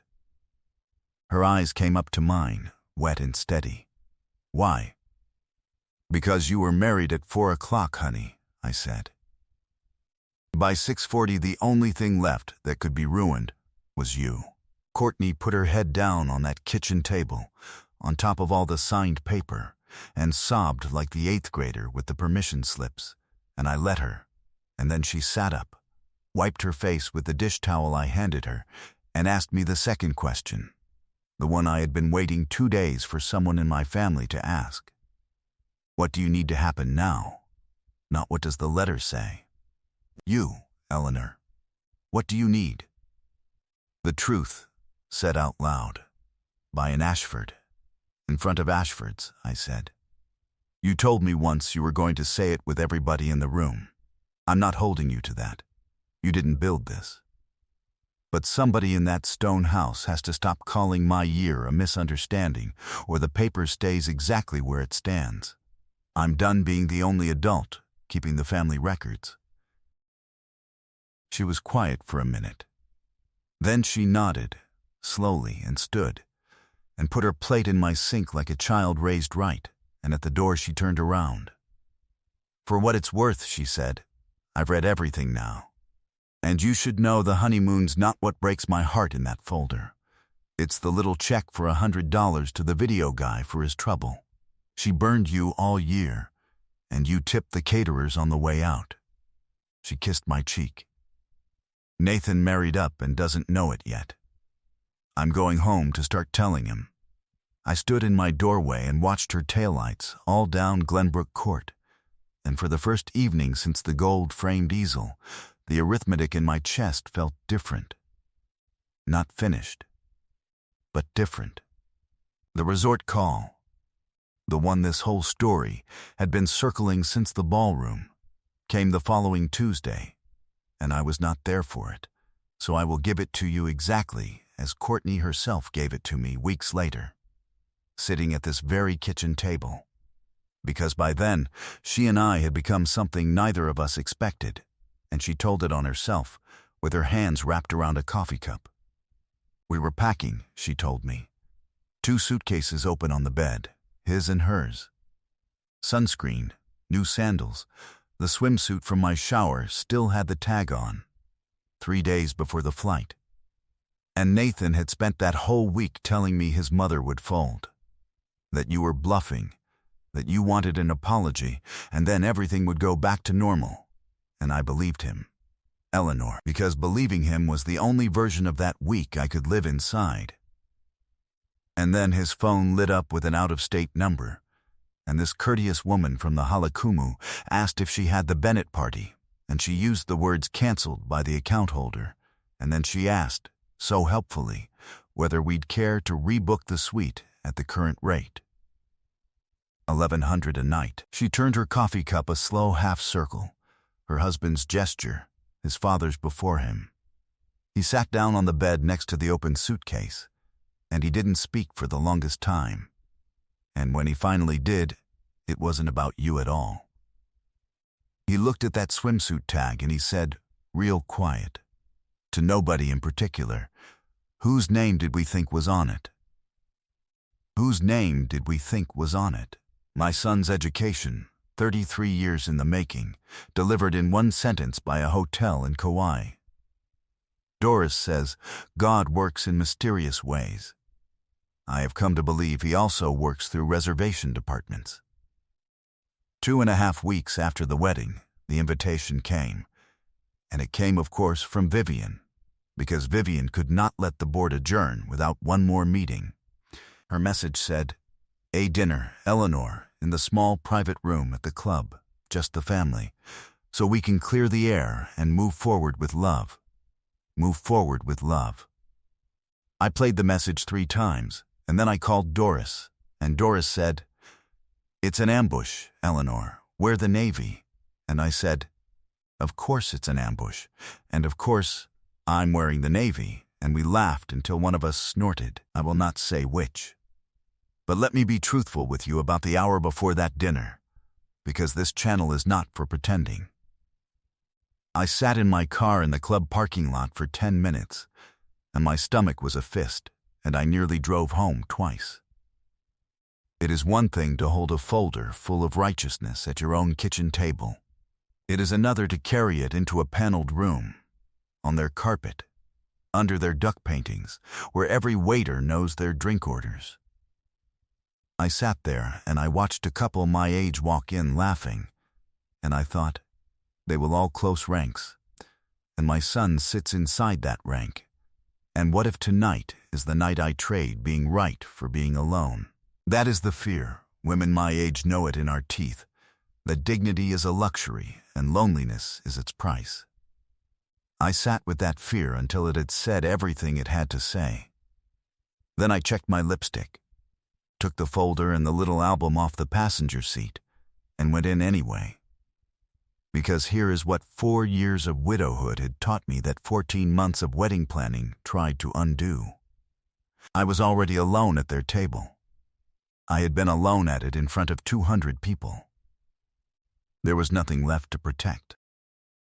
They were all seated when I came in, which was staged, 5 faces down a long mahogany table, Gerald at the head with a scotch already half gone, Vivian at his right hand in cream silk, then Courtney, pale, and Nathan, who stood up too fast when he saw me and then did not know what to do with having stood.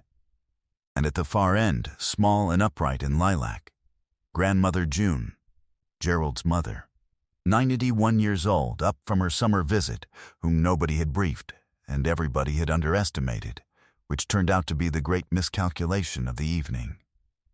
There was one chair open for me, middle of the table, orphan side, facing the window glare. I looked at it, then at my son looking at it, and I watched my boy's face do something I had waited a year to see. He saw the chair. He saw it the same manner I had seen it at 6:40 on his wedding night, as a sentence written in furniture. And before one word of Vivian's agenda could be spoken, Nathan walked the length of that room, lifted an armchair from beside the fireplace, carried it to the head of the table opposite his father-in-law, and set it down. "Mom," he said. "Sit here." Vivian's smile tightened by one turn of a screw. "Nathan, sweetheart, the seating." "The seating made more sense this evening," my son said, and he held the chair for me, and I sat, and I put my hands flat on the folder in my lap, and I thought, well, Ray, one of them heard it. I will spare you the appetizers. Vivian opened her agenda over the salads, warm as a heat lamp, and I am going to give you her performance in her own words, because summary would flatter it. "First," she said, "I want to thank Eleanor for coming, because I know these past weeks have been hard on everyone, and it takes a big person to sit down at this table, a pause for me to be a big person." I ate my salad. "Weddings," she continued, "bring out everyone's sensitivities. Ours too, I'm sure. Mistakes were made on all sides, and I truly believe nobody in this family acted from malice. But the children are what matters now, and the practical situation has become unfortunate. There's a venue balance sitting unpaid, which has gotten terribly awkward for Gerald here at the club. People do talk. There's a videographer holding a film of my daughter's wedding hostage, delivered to his client," I said to my salad. "Contracts describe it so much better than hostage. There's a canceled honeymoon 2 children saved no money for because they were told it was handled. And all of it, Eleanor, every bit of this unpleasantness could be behind us this evening if we simply choose to be family. Release the films. See about the balance. And Gerald and I would consider hosting a little welcome home dinner. Here, to put the whole season right. She placed her hand on her chest, and she smiled down the table at me, and she delivered her closing line with the satisfaction of a woman sliding the last dish into the rack. Because at the end of it all, what happened at that wedding was a misunderstanding about a chair, and I refuse to believe a chair is bigger than this family. She finished. The waiter refilled the water. And Gerald Ashford, who had been rotating his scotch glass in quarter turns for 10 minutes without drinking, exactly his son-in-law's gesture, "Isn't it strange what husbands teach without meaning to?" spoke at last toward the centerpiece. "Viv, tell them, or I will." I did not say a word. This is the part I need you to understand. Everything I had come prepared to lay out that evening, page by page, I never had to touch, because the truth, once it has a stamp on it, moves through a family on its own legs.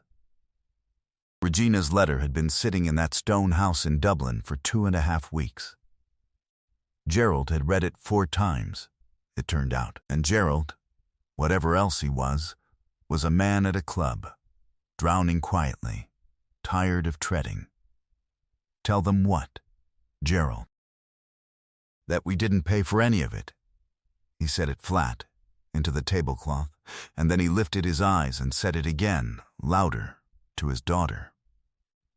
Court, baby, the wedding, the flowers, the room, the band, the food, the photographer, the trip. Your mother stood up at that reception and took a bow on $60,000 belonging to another woman. Eleanor's money.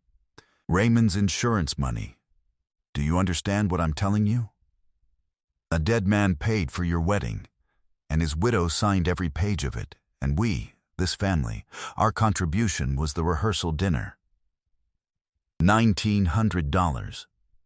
I have been sick over it since Easter, and I let it ride, because things at the firm have been, because and his voice went to gravel, and he stopped. And the room was so quiet, I could hear the sprinklers ticking on the 18th green outside the window. Courtney turned to her mother. And this is the moment I replay, not the 4 seconds on the telephone, this one. Because Courtney did not ask, "Is it true?" She asked something so much worse, in a voice about 11 years old. "Mom, the change order. At the venue, the one in the lawyer's letter, the signature." Her hands were flat on the table. I've seen your handwriting my whole life. Vivian Ashford looked at her daughter, and at her husband's ruined face, and at my son standing behind my armchair because he had never gone back to his seat, and finally, lastly, at me, down the length of all that mahogany, and I watched her calculate one more time. I watched the machinery hunt for an exit, a softer word, a shuffle, a confusion, and find the room stripped of them. When she finally spoke, her voice had nothing left in it but the ice, no polish. "You've enjoyed this," she said to me. "Sitting on your little folder all year, letting me walk further out on the ice every month, knowing you could have said something in February. Fine, Eleanor. You've made your point in front of my whole family. What is it you want? A refund? An apology on club letterhead? Name your figure, and let's be done." And here is where I said the only thing I had truly come to say. I had waited a year, and it was 9 words, and I did not raise my voice at all, because Raymond was right the whole time. You do not have to when your name is on the paper. A year ago, Vivian, it would have taken a chair. Nobody spoke. Grandmother June set down her fork with a click, and that upright little woman in lilac looked all down that long table at her son's wife, and delivered the verdict the room had been assembling all evening, in the accent of 91 Carolina years. I sat at that wedding, Vivian, and I watched this lady carry her own seat across the floor like help, and I said to Yvonne, that is the groom's own mother, somebody has lost their mind. Now I learned she built the whole evening. She turned to me, and she nodded once, slowly, one old woman to another across 60 years of tables. Mrs. Bennett. My late husband sold lumber. He used to say, "The man who paid for the barn doesn't knock to enter it." You knocked all year.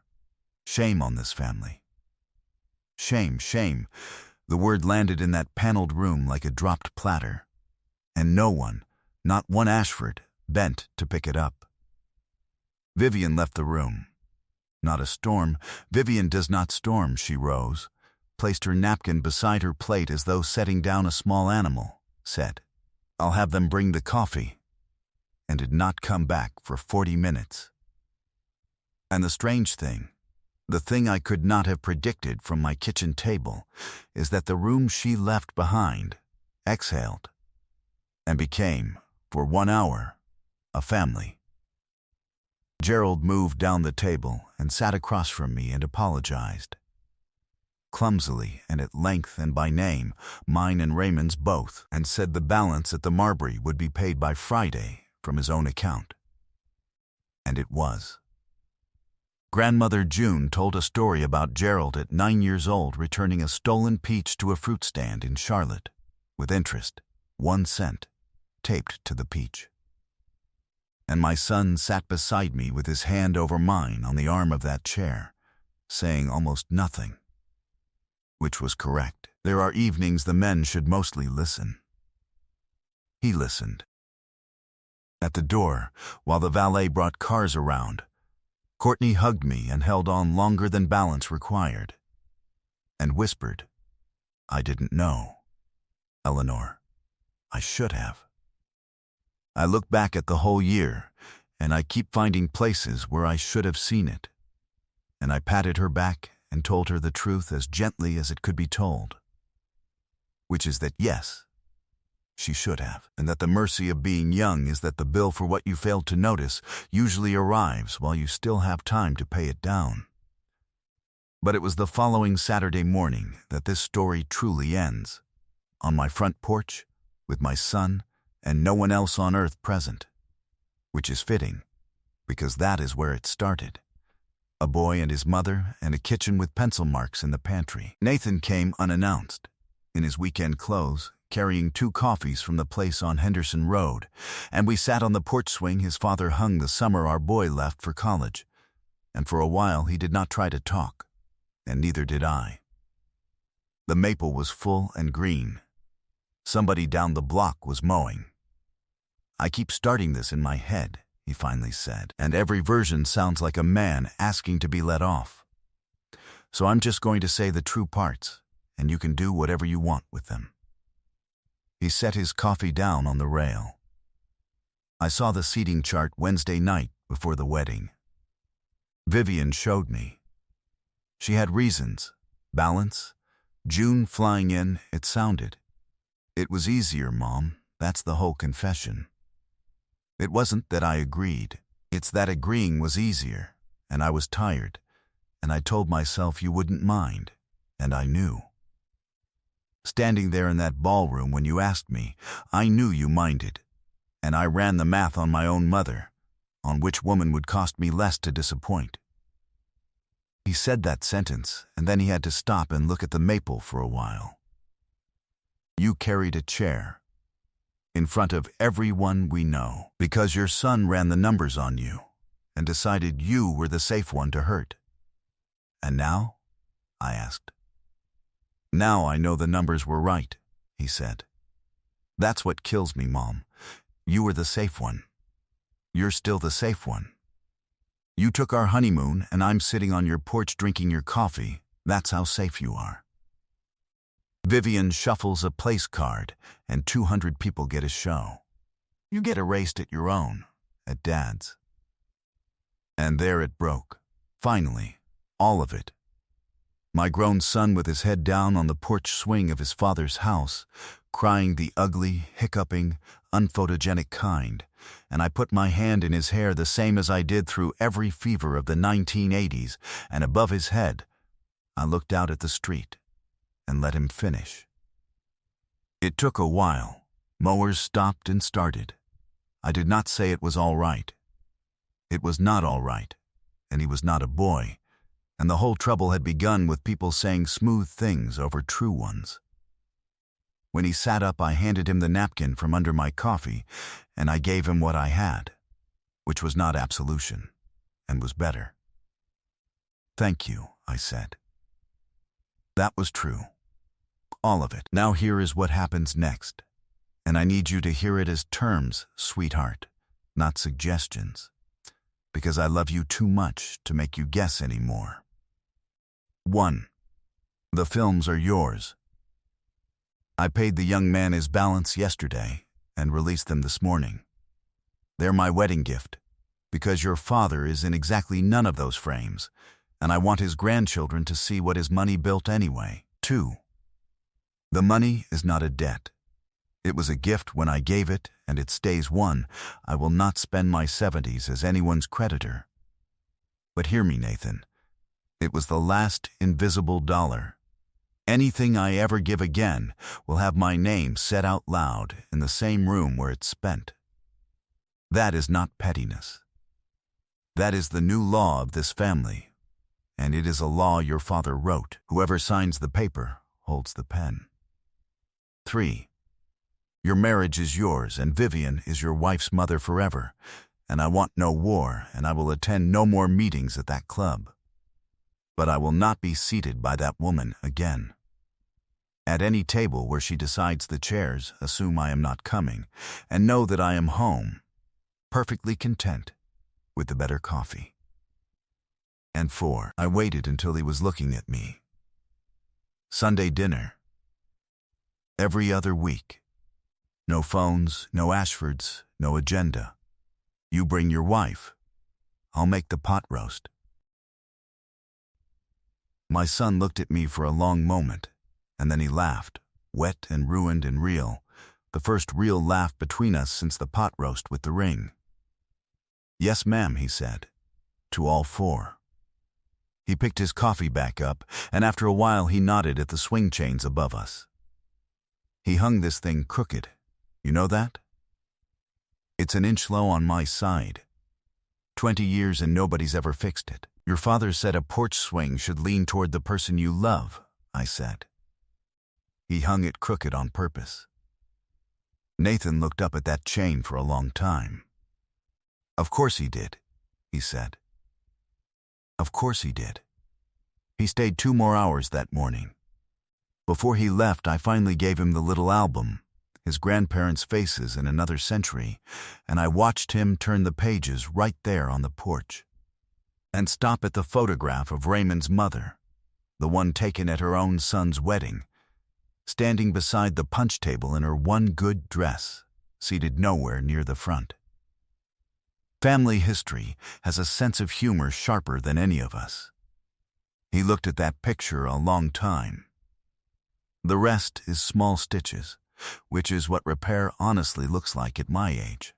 So I will give them to you quickly and truthfully. Courtney came alone the following week with tulips and sat across from me in the kitchen, and that was the afternoon she told me about the suitcases and the phone call from the Halakumu, on herself, unprompted, which told me more about her spine than the whole year had. She and Nathan took their honeymoon in September, 6 nights in a cabin at Hocking Hills that they paid for, both names on the folio, and she mailed me a postcard of the waterfall with 3 words on the back: our treat. Courtney, that postcard lives in the burgundy folder now, on top above all the contracts, and I mean something by keeping it there. Vivian sent a card in August, cream stock, gold border, 41 words, which for Vivian Ashford is a psalm of repentance. She regretted, she wrote, the misunderstandings of the season and hoped time would soften all of it. The signature was small, for her. I noted that. I did not answer it, and I want to say to every woman listening who has been told that grace requires her to hand back the boundary along with the grudge. Hear me, it does not. I have forgiven Vivian entirely. Forgiveness cost me nothing but the anger, and the anger was heavy, and I was glad to set it down. But forgiveness is about the past, and boundaries are about the future, and a wise widow does not confuse the ledgers. We saw each other at Thanksgiving, at my son's condo, 18 people, place cards in Courtney's round hand, and the card at the right hand of the groom said Eleanor Bennett, and the card at the far end, nearest the kitchen, said Vivian, and I had not arranged that, and I raised no objection to it either. She was civil. I was civil. The green beans were excellent. Somewhere between the pie and the coffee our eyes met down the length of that table. One long look, two mothers, whole languages in it. And she raised her glass half an inch off the cloth, and I raised mine the same half inch, and that, I suspect, is the entire treaty we will ever sign. It holds. Paper or not, that one holds. There is one more small scene, and then I will let you go, and it is not dramatic, and that is exactly why I saved it for last. A Sunday in October, pot roast Sunday, the every other week kind, terms honored to the letter. Nathan was carving, because carving is his job now, and Courtney was telling a story about her office. And the kitchen smelled the same as it has smelled on Sundays since before either of them existed. And my son set down the knife in the middle of everything and said, "Oh, I keep forgetting. I brought you something." And he went out to the car and came back with a flat package in brown paper, and inside was a photograph, framed, printed from the wedding films I had released in July. Mr. Okafor's camera had caught something no one saw that night. It was me, in the royal blue gown, in the corner by the kitchen doors, on my folding chair, sitting perfectly straight, chin level, pearls in place, and Nathan had had it framed in brass, and along the bottom of the mat in his own blocky, terrible handwriting, so unlike his father's, he had written one line. The best seat in the house was wherever she was. It hangs in my front hall now, across from the table with Raymond's reading glasses. I pass it every single day. And I will tell you something strange, something I could not have believed the night I carried that chair. It has become my favorite picture of myself ever taken. Because the woman in it does not know yet how the story ends, and she is not crumbling. She is sitting in the worst chair at her own party like it is a throne, and she is waiting, and if you look closely, right at the corner of her mouth, there is the beginning of something that is not quite a smile. Doris says it's grief. Courtney says it's grace. I know exactly what it is. It's a woman remembering whose name is on the paper. Let me set my own story down now, and speak for a moment about that woman as though she were not me, because she is not only me. She is somebody in your family too, and somebody watching this right now deep inside her own quiet year, and she deserves to be spoken of plainly. There is a certain kind of woman this world has learned to spend, without counting. She is the one who signs and drives and cooks and pays and remembers the birthdays, and because she never invoices anyone, the people she loves slowly mistake her for the furniture. Something load-bearing and silent that will always be exactly where they left her. Families do not usually decide to erase such a woman. They just stop seeing her. One small convenience at a time. A chair here. A toast there, until one evening she is carrying her own seat across a ballroom she built, and everyone finds it easier to study their salads. And the world tells that woman the fault would be hers for minding. It hands her 100 soft little sentences. Don't make a fuss. Be the bigger person. It made more sense. And every one of those sentences is a receipt written for goods taken from her without asking. But here is what that woman knows, sooner or later, in a bank lobby or a lawyer's office, or alone at a kitchen table at midnight. She is more than what she provides. Her worth was never stored in the services she renders, and the proof is simple. The services were always replaceable, and she never was.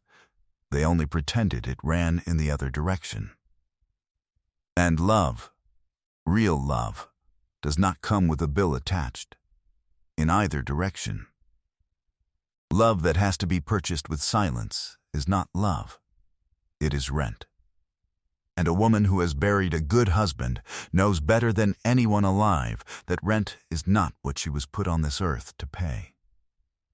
When such a woman finally stands up straight and says no more, quietly, with her name and her paper and her boundaries in order, she is not burning her family down. She is handing it the only honest map back to her. The humbling that follows is not her revenge. It is arithmetic, coming home. And the family that finds its way back to her table, chastened and truthful and assigned to better seats, will discover what mine discovered, that the woman they misplaced was never the furniture at all. She was the foundation. She was the house itself. If this story touched your heart tonight, do an old woman two small favors. Press the like button and subscribe so these stories can find the next woman sitting in the wrong chair.